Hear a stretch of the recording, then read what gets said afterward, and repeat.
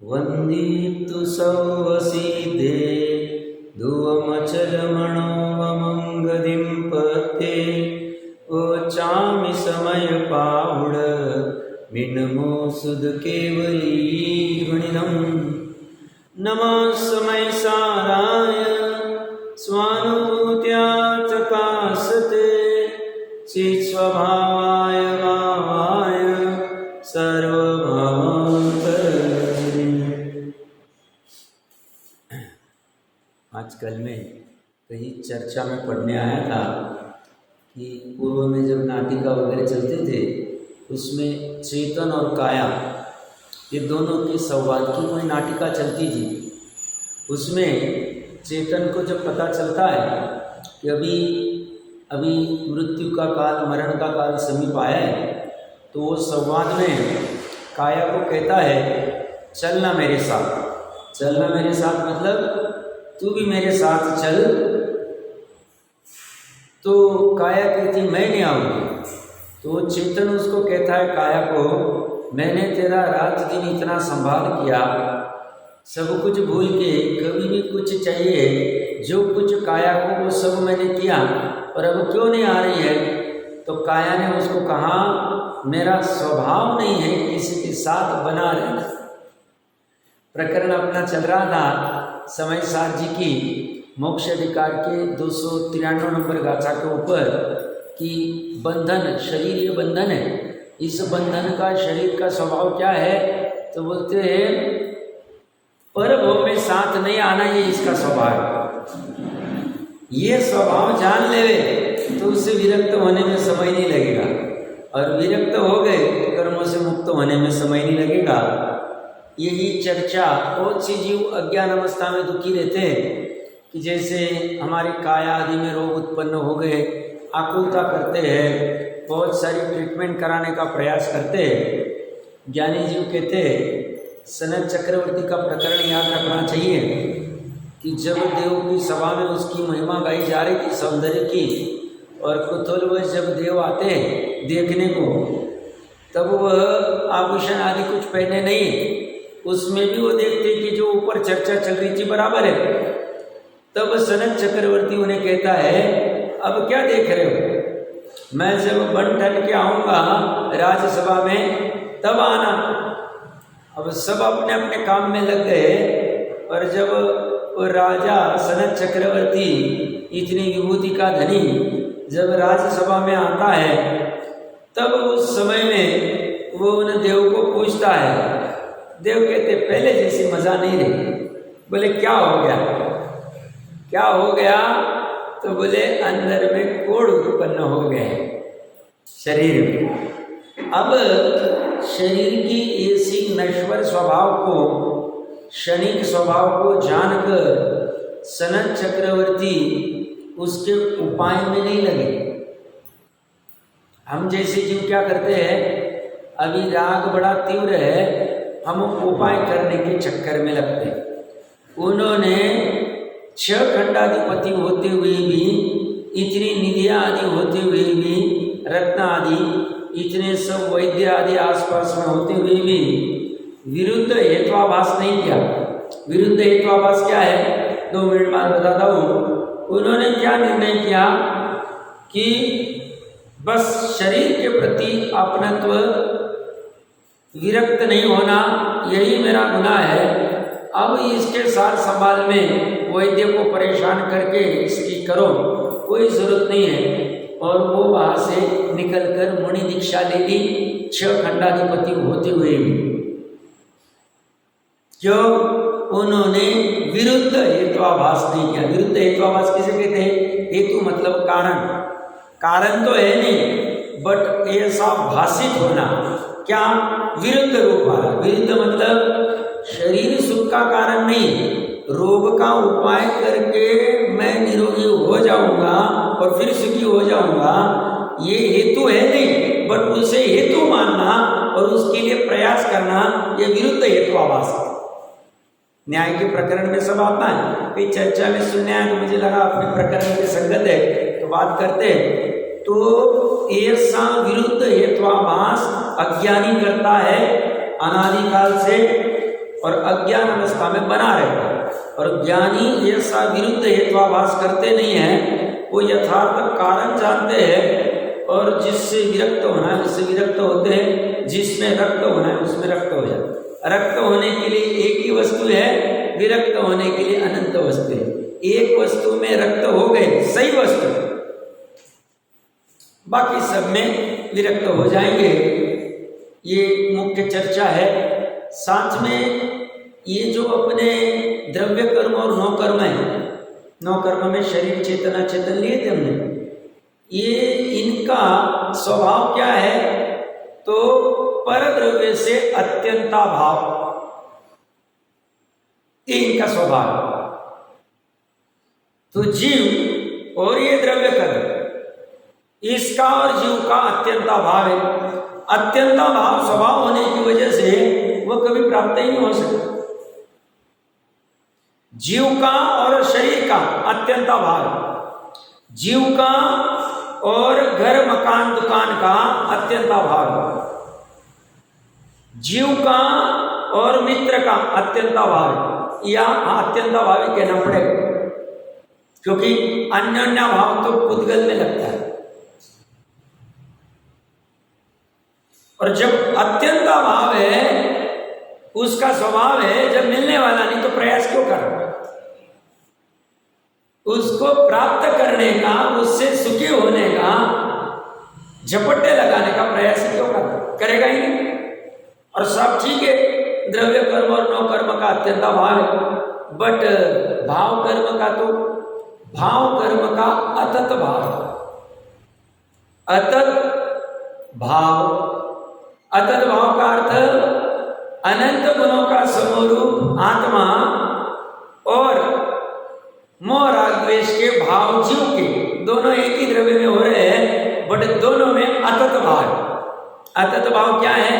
प्रवचन सारथी 106 107 गाथा देख लेनी चाहिए। उस रूप नहीं हो, कथनचित तत्भाव है, कथनचित अतत भाव। कथनचित तत्भाव की अपेक्षा से है कि दोनों एक ही द्रव्य में है तो तत्भाव है, वो अपना है, दोनों एक ही। और अतत भाव क्यों है? उसमें अत्यंत भाव नहीं आए। अत्यंत भाव आएगा तो गड़बड़ हो जाएगी, तो साहब मोह राग द्वेष में करता ही नहीं तो निश्चयवासी हो जाएंगे, मुक्त हो जाएंगे।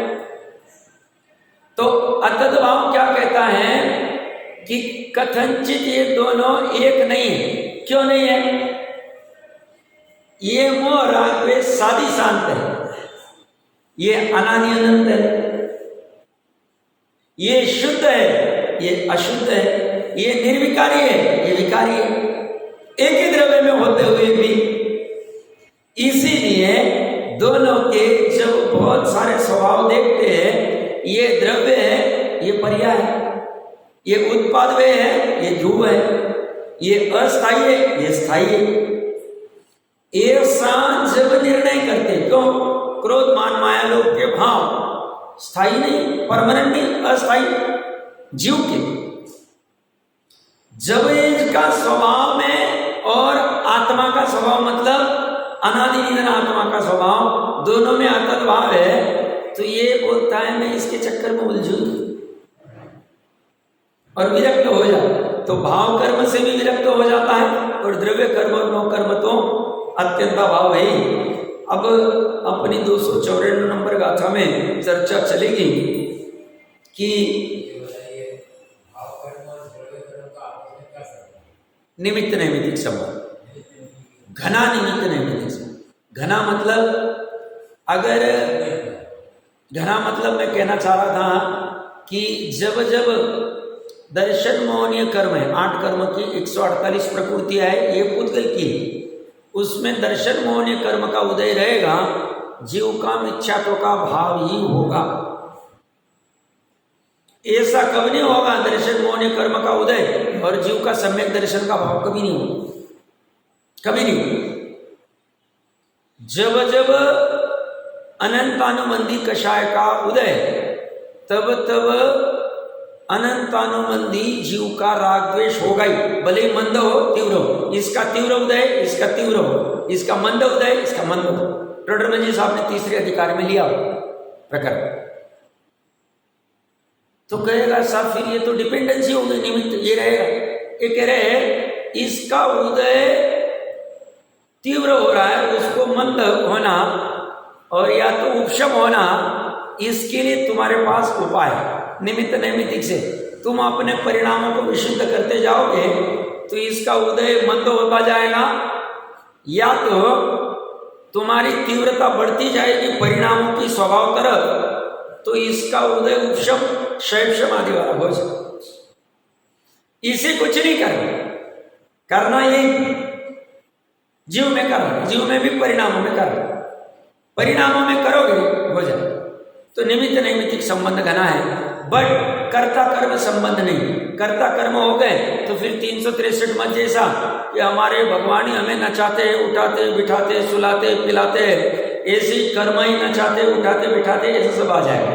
ऐसा होता नहीं, होता तो उपादान से ही। हाँ, ये बात भी नक्की है जो हमने प्रकरण में पढ़ा है मोक्ष मार्ग प्रकाशित के 90 अधिकार से, जब जब तीव्र उदय रहेगा ये जीव सुनने के मूड में रहेगा ही।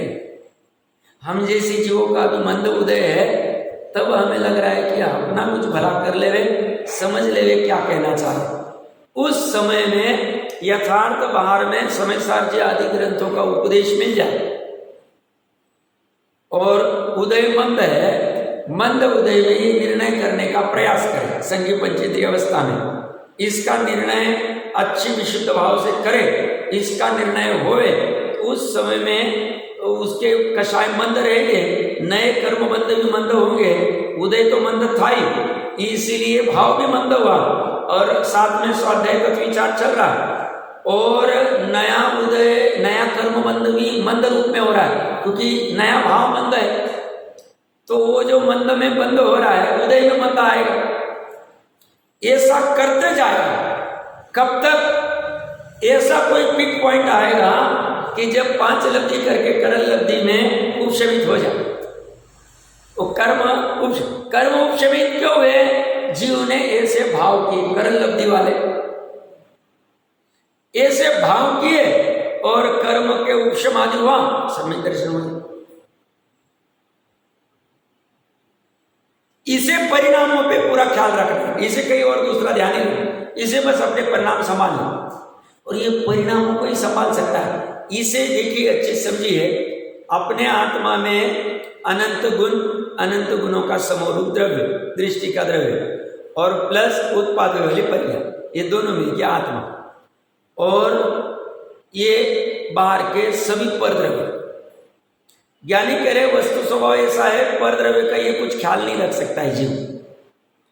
अनंत गुण और उसके समरूप द्रव्य का ख्याल रखने की आवश्यकता नहीं है। वो अपना ख्याल भली बाती रख रहे, निगोद में भी रख रहे थे, अभी भी रख रहे।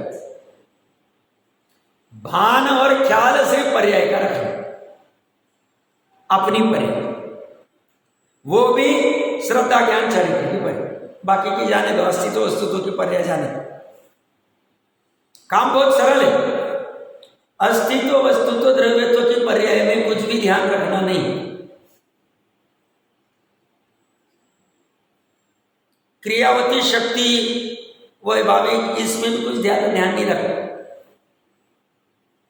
वैसे सूक्ष्मता में देखें तो श्रद्धा के पर्याय, ज्ञान चरित्र के पर्याय में भी ज्यादा ध्यान नहीं देना, उनको होने दो जैसा होना है।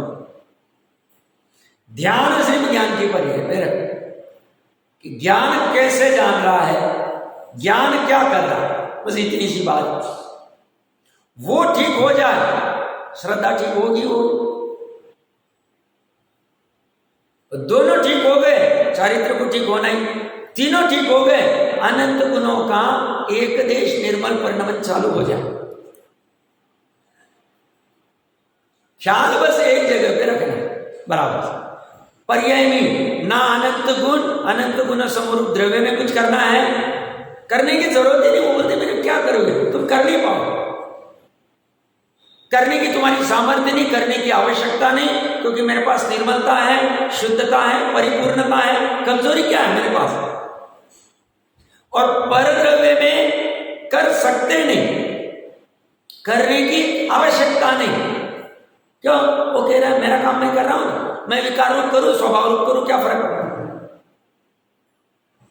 तो दोनों सेफ है। तो काम कितना इजी हो गया, 3 लोक में अपनी मात्र पर्याय पे काम करना है, पर्याय में भी अनंत पर्याय पे नहीं, अपने योग निष्क्रियत्व गुण पे नहीं करना, मैं ऐसा बैठूंगा, ऐसा करूंगा, ऐसा होगा, कुछ नहीं करना, अभी जरूरत नहीं करना, वो बराबर हो जाएगा सब ठिकाने।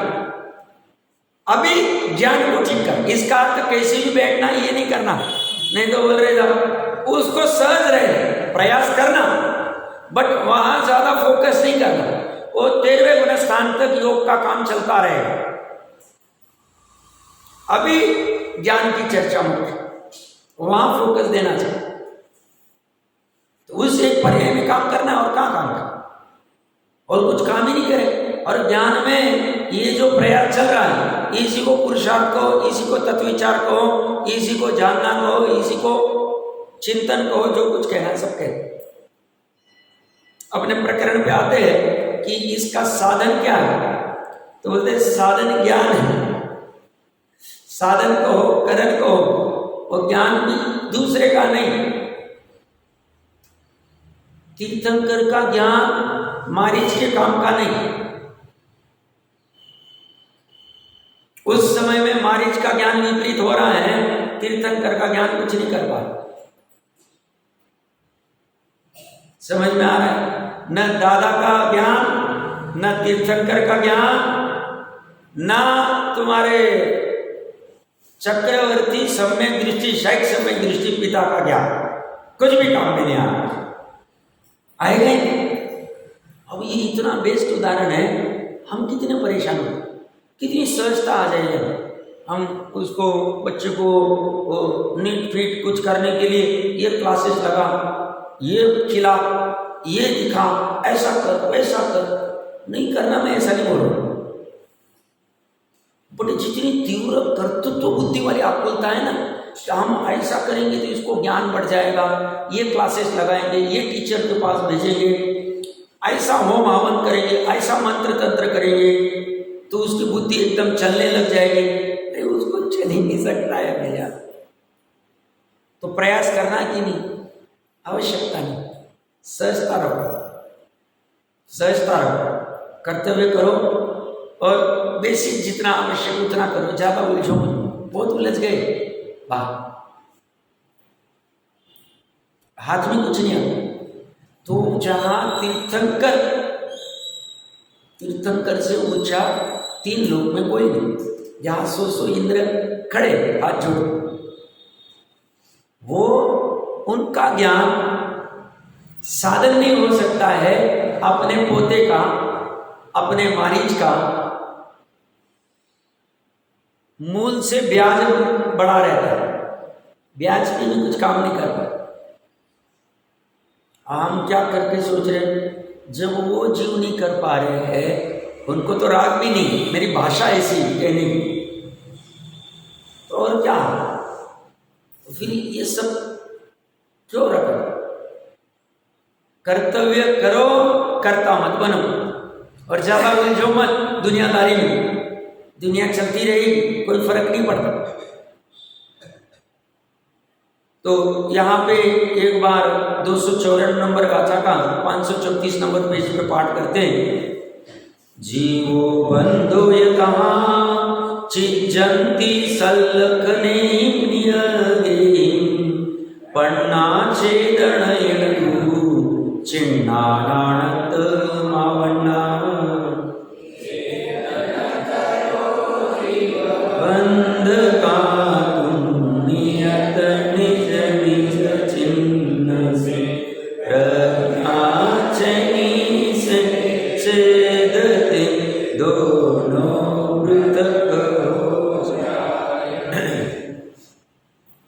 जीव और बंधु को अपने अपने चिन्ह से तुम छेद दो, और कैसे छेदोगे? बोले प्रज्ञा छेनी से, ज्ञान रूपी छेनी से। आज तक अनंतों ने ज्ञान रूपी छेनी से इसको छीना है, और वर्तमान में जो कोई सम्यक ज्ञान प्रकट कर रहे हैं प्रज्ञा छेनी से ही कर रहे हैं, और दूसरा कोई साधन नहीं। निमित्त में कोई खड़ा होगा, हमें फर्क नहीं पड़ता, और भू भविष्य काल में अनंत अनंत जीव करते जाएंगे, इसी से हो। और कोई दूसरा कारण नहीं, प्रज्ञा छेनी की दिशा, दूसरा साधन नहीं। कल भी मैं कह रहा था, अंत में अभी भी फिर से कहता हूं, कितनी स्वाधीनता दे रहे हैं। मोक्ष प्राप्त करने के लिए कहते हैं बंधन और जीव आत्मा, इन दोनों का स्वभाव जानो और जानकर विरक्त हो। तो जानोगे किससे? तो बोले प्रज्ञा छेनी से। और प्रज्ञा छेनी से जानकर करोगे क्या? तो बोले छेदोगे। तो जानोगे और छेदोगे प्रज्ञा छेनी से, मतलब ज्ञान छेद भी सकता। तीन लोक में कई ढूंढने की आवश्यकता नहीं। जैसे किसी को अपने पुत्री के विवाह के लिए रत्न चाहिए, हीरे आदि चाहिए, खरीदने थे आभूषण हीरे के, अच्छा भाव है उसे, तो भाई लड़की की शादी अच्छी करूं, मैं इतने हीरे आदि आदि दूं। तो जब मित्र से बात करता है, मित्र कहता है 3 लोक में मिल जाएगा ये। अब 3 लोक में कितने ढूंढे, कहां ढूंढे? बोले इतनी चिंता मत कर, 3 लोक में तू तो 2.5 दिन के बाहर जा ही नहीं सकता। तो तू एक काम कर, तुझे जम्बूद्वीप में मिल जाएंगे। तो जम्बूद्वीप भी 1 लाख योजन लंबा है, वह कहाँ मिलेंगे? तो बोलते हैं जम्बूद्वीप में भी एक काम कर, भरत क्षेत्र में मिल जाए। 526 योजन तक खड़े कर दिए। तो बोले भरत क्षेत्र में 526 योजन इंटू 5000 किलोमीटर करे, 25 लाख किलोमीटर में कहाँ ढूंढे? इतना समय नहीं रहा, 6 महीने बाद तो शादी। तो भरत क्षेत्र में आर्यखंड में ढूंढ ले। आर्यखंड में भारत देश भी जम्मू कश्मीर से लेके कन्याकुमारी तक 4000, 3000, 3500 किलोमीटर है, सब कहाँ ढूंढे? एक काम कर, मध्य प्रदेश में मिल जाए। अब मध्य प्रदेश में इतना बड़ा मध्य प्रदेश है, 5-7 करोड़ की पॉपुलेशन है, और कहाँ? तो बोले पन्ना की खान है, वहां खदान में मिल जाए। अब बोले पन्ना की खदान यहाँ से 300 किलोमीटर जितनी भी दूर होगी, देख काम कर, सनावद में भी अमुक अमुक व्यापारी के पास जा, वहां तुझे मिले। और व्यापारी तुम्हारे बाजू में,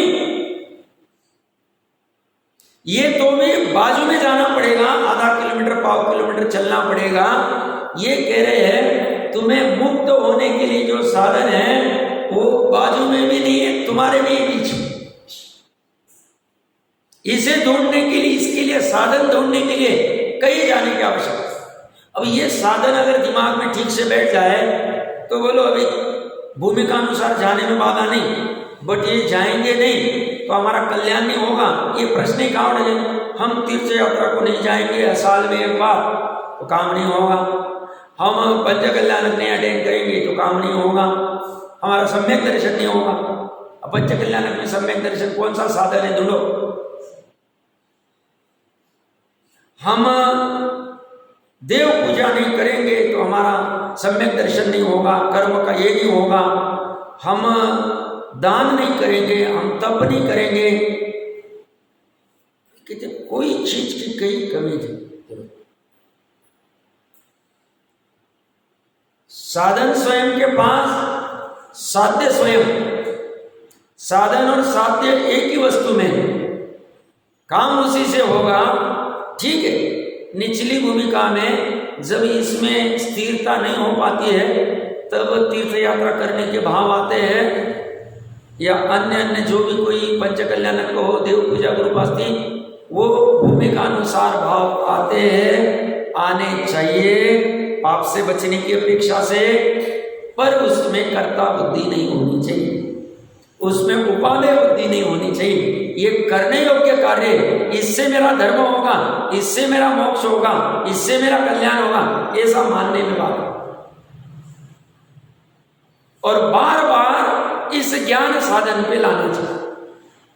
और बहुत दिन से होमवर्क नहीं दिया, हर रोज के लिए होमवर्क ले सकते हैं कि सुबह से लेके रात शाम को सोने के पूर्व चिंतन करना 10 मिनट कि हमने अपने इस करण ज्ञान साधन प्रज्ञा छेनी का आज पूरे 24 घंटे में कैसा यूज किया, कल रात से लेके आज रात तक। सुबह इसलिए नहीं बोल रहा हूँ, सुबह उठते ही जीव को बहुत टेंशन होता है, कैसे तो भी 9 मंत्र बोले, फटाफट फटाफट फटाफट सब करने पड़ते हैं, तो इसीलिए सुबह का नहीं बोल रहा हूँ। रात्रि में तो ठीक है, 5 मिनट सोने में लेट होगा, कोई फर्क नहीं पड़ेगा।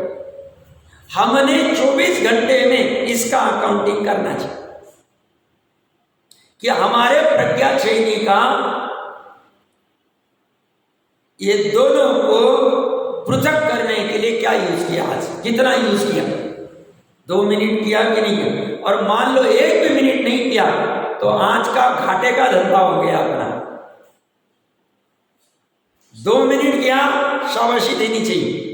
कुछ नहीं कर रहे थे, 2 मिनट तो चालू हो गए, बढ़ाते जाओ। पता चला 24 घंटे में 4-4 घंटा प्रज्ञा छेदनी से हम छेदने का काम करने लग गए। चालू किया था 2 मिनट से, और धीरे धीरे बढ़ते बढ़ते 6 महीने साल भर में इतने पहुंच सकते। तब ये था विस्तार से पढ़ने का फायदा होगा, समय साल पढ़ने का फायदा कैसे होगा, क्यों, अब पढ़ना बहुत हो गया। अब पढ़ने के साथ में पढ़ना मतलब जानना, 288, 251, 290 जानना बहुत हो गया। अब जानने के साथ में विरक्त होना, जानने के साथ में छेदना, जानने के साथ में जिस तरफ उपयोग को ढलाना चाहिए वहां ढलना, ये होना चाहिए साथ। जिस तरफ मतलब एक वस्तु तरफ ढले। देखिए यहां पे कह रहे हैं आत्मा और बंध किस साधन के द्वारा द्विधा अलग किए जाते हैं, ऐसा प्रश्न होने पर उत्तर देते हैं। गाथार्थ जीव च तथा बंध, जीव तथा बंध नियताभ्याम स्वलक्षणाभ्याम, नियत स्वलक्षणों से, अपने अपने निश्चित लक्षणों से, या लक्षण कहो स्वभाव कहो चलेगा। पूर्व गाथा में स्वभाव कहा था या लक्षण कहे, क्योंकि लक्षण भी तो जैसे जीव का लक्षण ज्ञान है तो जीव का स्वभाव ज्ञान है, चेतन बना, ऐसे ही बंधनों का लक्षण, बंधनों का स्वभाव। तो जीव तथा बंध नियत स्वलक्षणों से, अपने अपने निश्चित लक्षणों से, तो वस्तु स्वरूप कितना अच्छा है। जैसे अभी पंचम काल में जैनी भी अपनी नियत बदलने लग गए। अभी कुछ कह रहा है, अभी कुछ बदल जाता है। साहब उन्होंने तो कहा था कर दूंगा मैं, ये मेरा कमिटमेंट है, और अभी नहीं, अभी मुखर गए।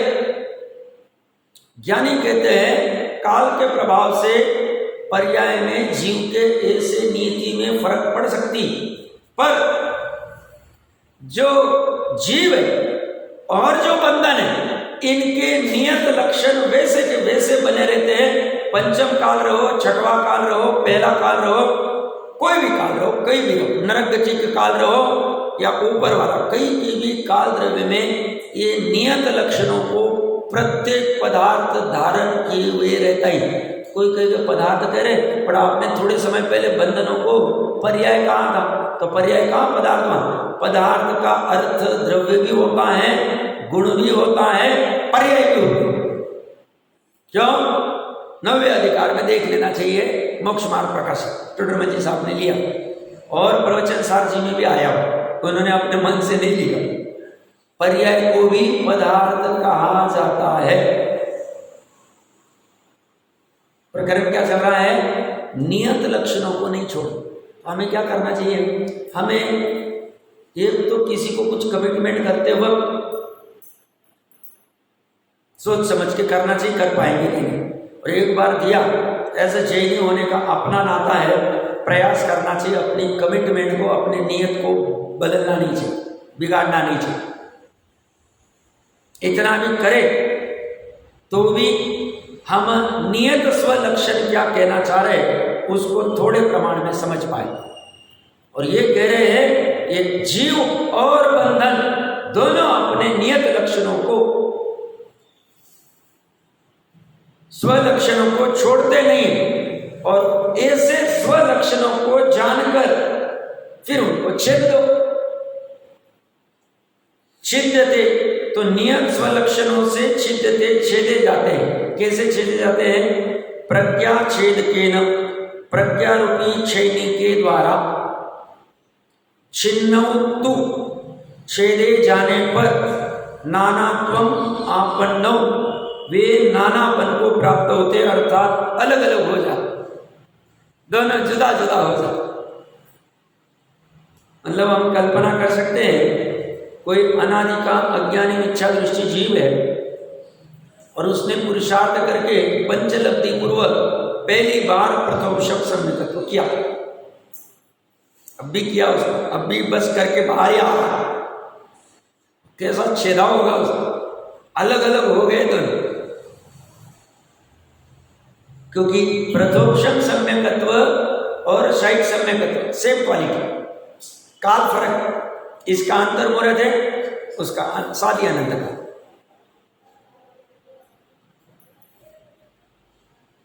कैसा छेदा उसने कि दोनों भिन्न भिन्न हो गए, छेदे जाने, एक रहे नहीं। अब तक क्या हो रहा था? भावबंध और जीव एक बन रहे, यही मेरा स्वभाव। भावबंध मतलब जिन भावों में रुका जाता है, जिन भावों में अटका जाता है, अटका जाना नहीं चाहिए, जीव अटका रहता, अटका रहता है। कौन से भाव में? मैं मनुष्य हूं, मैं धनवान हूं, मैं पुरुष हूं, मैं विद्वान हूं, मैं डॉक्टर, इंजीनियर, कलेक्टर हूं, मैं पिता हूं, मैं भाई हूं, मैं पुत्र हूं, मैं निर्धन हूं, मैं घरवाला हूं, मैं मुनि हूं। ऐसे भावों को और जीव को इसने अलग अलग कर दिया। कैसे? उनके स्वलक्षण जानकर, उनके स्वलक्षण, लक्षण लक्षणाभास का प्रकरण पूर्व में कभी पढ़ा होगा, अभी तो विस्तार करने की वैसे समय भी नहीं है, मतलब प्रकरण भी नहीं है, बट महत्वपूर्ण प्रकरण है। नहीं पढ़ा होगा तो पढ़ लेना चाहिए, अच्छे से नहीं पढ़ा होगा तो अच्छे से पढ़ लेना चाहिए, क्योंकि लक्षण से लक्ष्य की प्राप्ति होती है। तो प्राप्ति करनी ही सुख की, प्राप्ति करनी है सुख को धारण करने वाले त्रिकाली आत्मा की। उस त्रिकाली आत्मा की प्राप्ति कैसे होगी? तो बोले लक्षण से होगी। तो लक्षण क्या है? तो बोले उसका लक्षण चेतन। और लक्षणाभास क्या है? जो लक्षण तो है नहीं, जैसे भी थोड़े समय पहले मैंने कहा हेत्वाभास, कारण तो है नहीं बट कारण मानना, ऐसी लक्षण तो है नहीं, वो पाया तो जाता नहीं बट लक्षण मानना, ये लक्षणाभास। लक्षणाभास की वजह से भी जीव वो विपरीत लक्ष्य में अपना उपयोग खर्च कर देता है और उलझ जाता है और कर्म बंधन कर ले। तो वस्तु को छेदने के लिए, क्योंकि ये सबसे कॉम्प्लिकेटेड ऑपरेशन है, अमृतचंद्र आचार्य देव की टीका में कहे, जैसे हम कहते ना सब उनका ऑपरेशन बहुत कॉम्प्लिकेटेड था, वो तो पूरे वर्ल्ड में ये 4 ही डॉक्टर कर सकते हैं, उसमें से एक टॉप वाले के पास ही इन्होंने किया। 16 घंटे ऑपरेशन चला, 20 लोगों की टीम काम कर रही थी, ऐसा बड़ा ऑपरेशन चल रहा था, इतना खर्चा हुआ, ऐसा ऐसा सब कहते बाहर में चलता। ये कह रहे हैं वो ऑपरेशन तो कभी कभी फेल भी हो सकता है, और वो तो ठीक है, मतलब एक जीवन की अपेक्षा से ये ऑपरेशन इतना सूक्ष्म वाला है कि इसमें थोड़ी भी भूल नहीं होनी चाहिए। थोड़ी भी भूल हुई तो पर अंदर आ जाएगा, या तो निश्चावासी हो सकता है, व्यवहारावासी, कुछ भी गड़बड़ हो सकता है। इसीलिए वहां नीचे शब्द यूज करने वाले अमृतचंद्र देव सूक्ष्म अंत संधि, अंतरंग की संधि जो सूक्ष्म है, उस सूक्ष्म संधि जहां भाव कर्म और जीव मिलान होते, उस संधि में उसने प्रज्ञा छेद को पटका। और पटकने के पहले बराबर स्वलक्षणों से निर्णय होगा, निर्णय होने के बाद ज्ञान आराम से उसमें पटक देगा, दोनों अलग अलग हो जाएंगे, नाना हो जाए, भिन्न भिन्न हो जाए।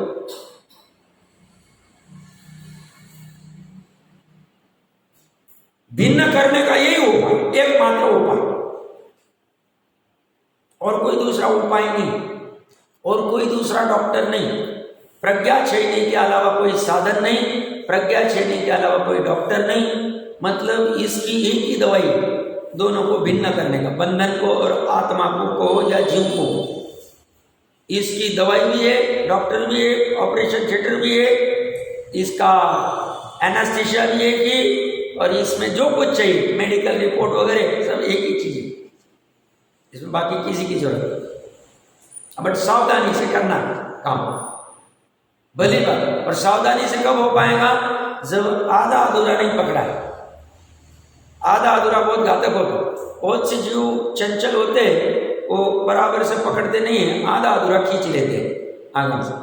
और फिर इसलिए टोटल जी साहब को पूरा वो 8वां अधिकार लिखना पड़ा। वो कह रहे थे तेरी ये भूल होती और इसीलिए तू बराबर पकड़ता नहीं, तुझे जो ठीक लगता है उतना उपदेश पकड़ लेता और उसी में तू और उलझ जाता।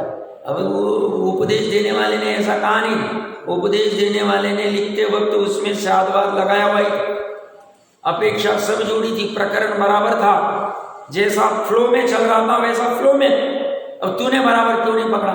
तू गंभीर होकर उसको ग्रहण क्यों नहीं किया? तू कभी कुछ खाना खा रहा है, कुछ देख रहा है, कुछ कर रहा है और ऐसे पढ़ते जा रहा है, सुनते जा रहा है, ऐसा नहीं चल। तुझे गंभीरता से पहले एक बार अच्छे से पढ़ना पड़ेगा, एक बार, तब तू बराबर प्रज्ञा छेड़ी डाल पाएगा और वो डाल के दो अलग हो पाए। और ऐसा 11 अंग वाला भी कर नहीं पाता, ज्ञान होके भी उसकी बस एक स्टेप क्या बच गई, 11 अंग का जैसा भगवान का ज्ञान है वैसा ही ज्ञान उसका है,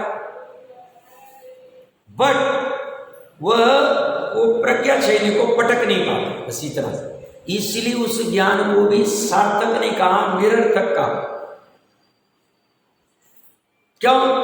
प्रयोजन नहीं सद रहा, सब प्रयोजन क्या नहीं सद, अनाकुल नहीं हो रहा, सब आकुलता कहा दिख रही। कितने शांत परिणामी अंदर में केवल जान रहे हैं, एकत्व के अध्यवसाय वाली आकुलता चल रही द्रव्यलिंग में।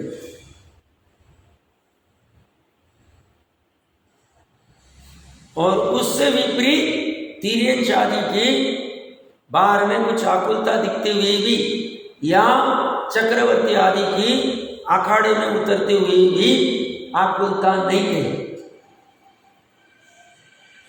कहां से देख के कह रहे हैं? ये 3 पर्याय की तरफ देख के कह रहे हैं। श्रद्धा की पर्याय में क्या हो रहा है, ज्ञान की पर्याय में क्या हो रहा है, चारित्र की पर्याय।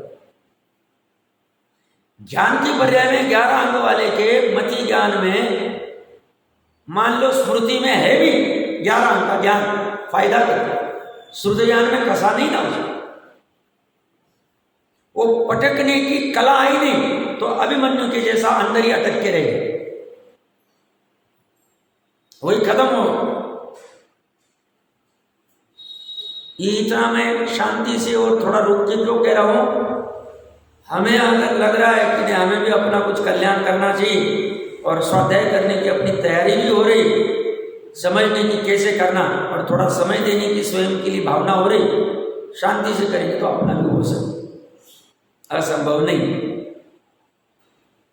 बस फोकस बराबर होना चाहिए, वो कला मतलब सजगता होनी चाहिए। देखिए क्या कह रहे हैं ये दोनों ना, टीका में से विस्तार से देखते क्या कह रहे हैं। आत्मा और बंध के द्विधा करने रूप कार्य में कर्ता जो आत्मा, उसके करण संबंधी, करण का नीचे अर्थ दिया ही साधन, कारक करने वाला आत्मा, उसके करण संबंधी मीमांसा करने पर।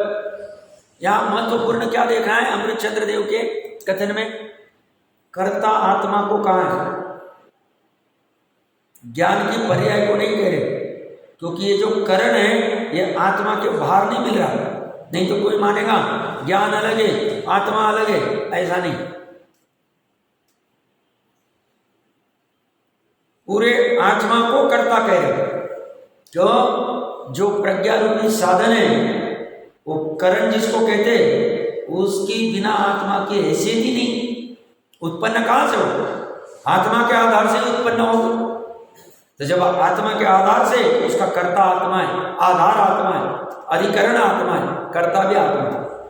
तो ये कह रहे हैं आत्मा और बंध के द्विधा करने रूप कार्य में सब दो क्यों कर रहे?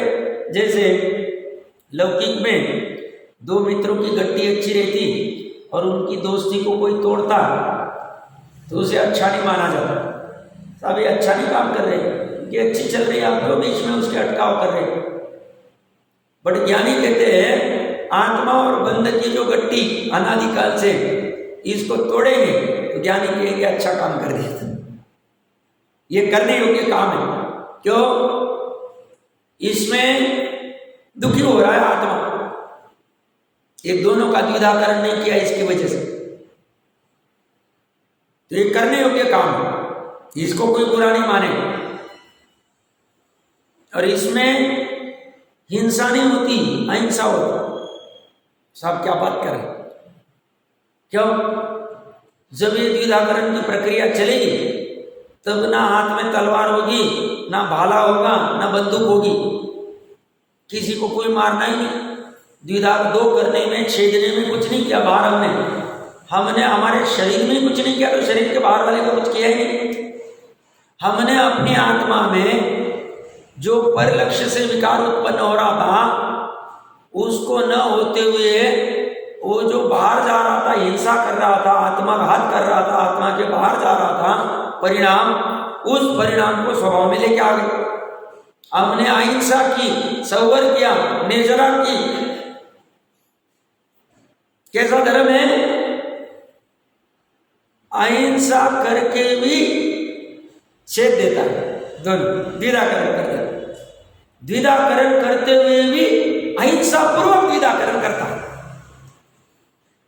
जो महात्मा गांधी को अहिंसा समझाई थी, श्रीमद जी ने समझाई, श्रीमद जी ने वो समय सार आदि से समझी, और इसीलिए वो आत्मकथा में लिखते,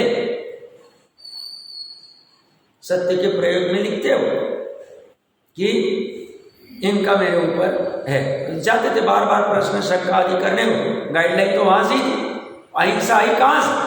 जैनी के अलावा और सूक्ष्म अहिंसा का निरूपण कोई नहीं कर सकता।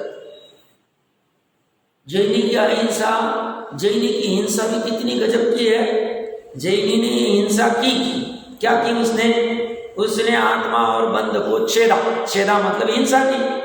हम कहते ना छेदना भेदना हिंसा, तो बोलते हैं हिंसा करते हो तो उसने क्या किया, किसको मारा?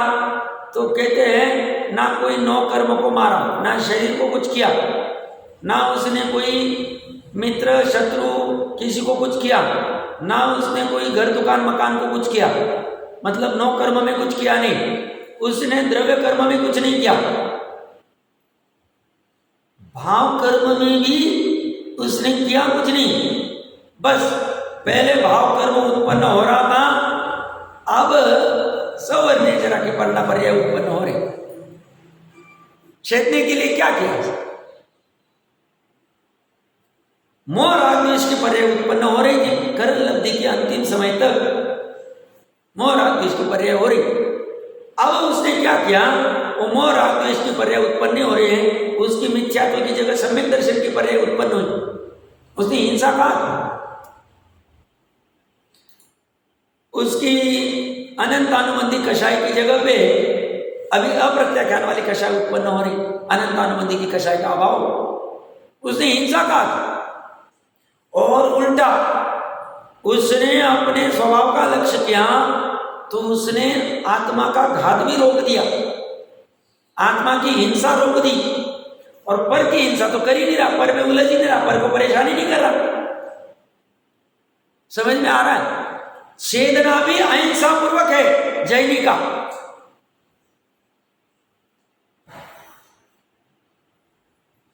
ज्ञान जो बाहर जा रहा था अब स्वभाव में चला गया। श्रद्धा जो बाहर में हम कर रही थी स्वभाव में कर रही। चारित्र जो ये सही मायने में हिंसा थी। कौन सी हिंसा?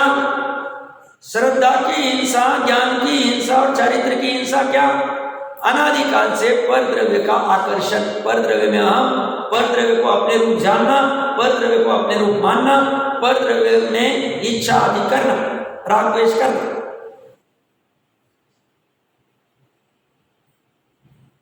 आप समझने का प्रयास कर रहे हैं कितनी अहिंसा, मतलब छेदते हुए भी अहिंसा पूर्वक छेदता है। अनंतर पूर्वक क्षणवर्ती पर्याय में करण लब्धि का अंतिम समय में मोह राग द्वेष उत्पन्न हो रहा है, हिंसा हो रही है। और करण लब्धि के अंतिम समय के बाद में प्रथम शब्द सम्यक दर्शन के काल में मोह राग द्वेष उत्पन्न हो रही, अहिंसा उत्पन्न हो रही, सवर निर्जरा उत्पन्न हो रही। किसी को मारा नहीं, काटा नहीं, अपने अपने ध्यान में प्रथम, क्योंकि प्रथम शब्द सम्यक दर्शन ध्यान अवस्था में हो, निद्रा आदि तो संबंध ही नहीं, चलते फिरते भी नहीं हो। चलते फिरते शेषम सम्यक दर्शन रह सकते, चल मलागण वाला शाही भी रह सकते, अनुभूति वाला, बट शुद्धोपयोग वाला, ये वाला तो ध्यान अवस्था में होता। अब बोलो किसी को कुछ नहीं, मतलब इतनी सुंदर अहिंसा भी यहां समझा रहे, पापों को हटा दी, और क्या चाहिए?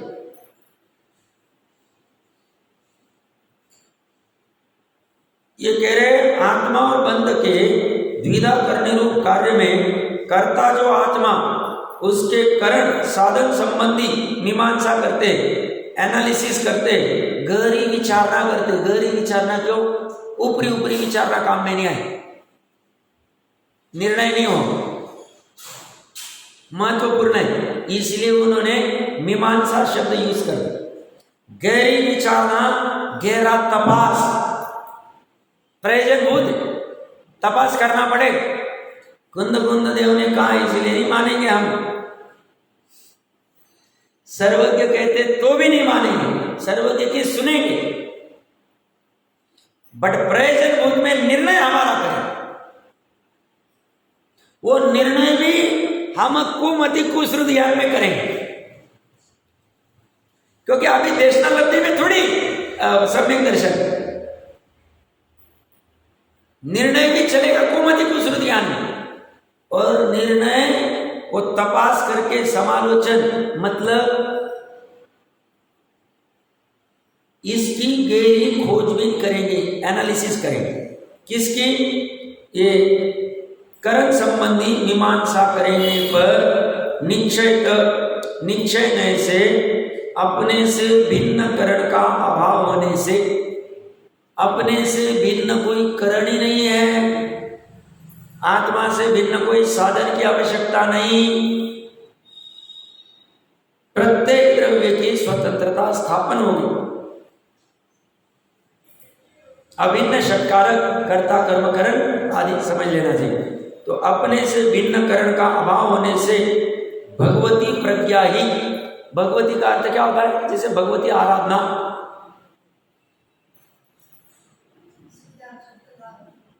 हाँ भगवती का, वैसे मैंने भगवती आराधना में भी देखा, स्पेसिफिक कोई अर्थ दिया नहीं था, बट ऐसी मैंने गूगल आदि में सर्च किया।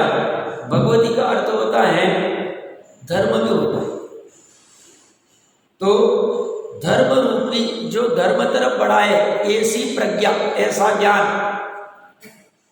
अधर्म तरफ बढ़ाए ऐसा नहीं, धर्म तरफ। भगवती का एक अर्थ वर्चस्व स्थापित कर, तो जो ज्ञान अपना यथार्थ वर्चस्व स्थापित कराए, वो भी एक हो सकता है भगवती। भगवती का एक अर्थ समृद्धि भी, गूगल पे देख लेना, तो ज्यादा कहने की आवश्यकता नहीं, अब उसका मुझे और अन्य जगह कहीं मिला नहीं। समृद्धि, तो जो प्रज्ञा अपनी समृद्धि कराए, ऐसी भगवती प्रज्ञा। भगवती का एक अर्थ पुरुष समकक्ष भगवान, भगवान के समान पुरुष। भग का अर्थ ज्ञान भी होता है, इसलिए भगवान मतलब ज्ञानवान। चले, तो ये कह रहे हैं विवेक वाली प्रज्ञा। भगवती का एक अर्थ विवेक भी पढ़ा मैं। तो जो प्रज्ञा विवेक वाली है, जो अपना काम करने वाली ऐसी भगवती प्रज्ञा ही, अन्य नहीं। यही ज्ञान स्वरूप बुद्धि ही छेदनात्मक, छेदने के स्वभाव वाला करण है। यही छेद शक्ति है, भेद शक्ति है, काट सकती है कर्मों को। काटना शब्द बड़ा ठीक अटपटा लगता है, बट प्रकरण के अनुसार मैं कह रहा हूं, उस प्रज्ञा के द्वारा उनका छेद करने पर वे अवश्य ही नानात्व को प्राप्त होते हैं। इसलिए प्रज्ञा द्वारा ही लगाया है। देख रहा कितनी बार ही लग रहा है। आत्मा और बंध का द्विधा किया जाता है, अन्य किसी के द्वारा आत्मा और बंध का द्विधा नहीं हो सकता है। अर्थात प्रज्ञा रूपी करण द्वारा ही आत्मा और बंध जुदे किए जाते हैं, जुदे किए गए हैं, जुदे हो रहे हैं, जुदे होंगे। तीनों काल में इन्हीं के द्वारा होगा। और इसमें आगे चित्त का भाव क्या है उसकी चर्चा विस्तार से करते हैं।